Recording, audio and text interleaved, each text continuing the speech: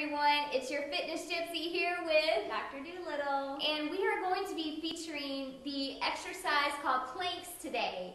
You know, I get people approaching me all the time at the gym asking me, how do I get those abs? Well, I'm going to show you some of my tricks, and also this is a great way if you're kind of bored with your abdominal routine, just to add a little bit of something to mix it up a little bit. We're going to start with Dr. Doolittle in just a plain old-fashioned plank position. So you're going to be getting down into position, stepping back. This is your first level of the plank. Now you can hold this position for about 30 seconds to a minute. To up the ante on this, however, if you want to work on it a little harder, is to lift your foot about 12 inches off the floor. You don't want it too high or too low. You can hold that for about, what I like to do is do like 10 to 15 seconds on each side. You can take a rest break. You could do 10 to 15 seconds on each side for that and do maybe 4 to 8 reps. Next, we're going to show you another alternative, is to be up in your plank position, and she's going to be lifting her arm out in front. Okay, that is another advanced version of the plank.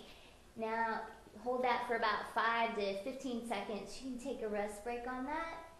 So that, when you do any of those movements, you're going to work your arms and your shoulders even more as well. So you're also working your core and so many other areas. From that, we're going to show you a side plank. This is going to work the oblique area, and this is our first modification. Dr. Doolittle has her knee bent, but she's lifted off the floor there, and she's really driving that oblique up. So she's pushing up, she's really working the shoulder really strong.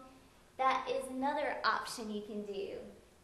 From that, again, to work the obliques even more, you can go up all the way. This is the advanced version.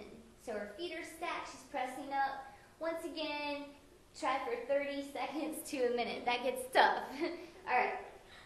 Another exercise that you can do to tie in those obliques is what I call side drops. Now, this is one of my favorites, actually. She's in her plank position, and she's going to be dropping her hips to one side.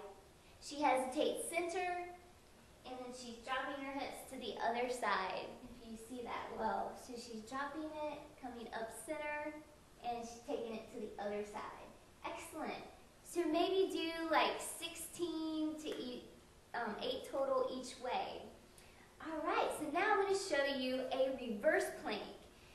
This one is really going to challenge you even more in your core area. It's very intense. What you'll do for a modification on this is to have your knees bent, and you're going to come all the way up, drive your hips up so it's tabletop position. And if you notice, my chin's kind of tucked. If you feel comfortable, let that head drop all the way back. And yes, this is a yoga move. But it's great if you work at a computer all day. This is so wonderful. It's a great exercise because you definitely need to open up that chest area. So that's good for that. Okay, up the ante on that one is straight legs. Once again, you can have your chin down, or you can let it go back a little bit.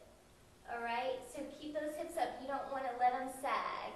You should definitely feel your triceps working on that, which is great because a lot of women really want to focus on the back of the arms. Okay, moving on. We're going to get our stability ball.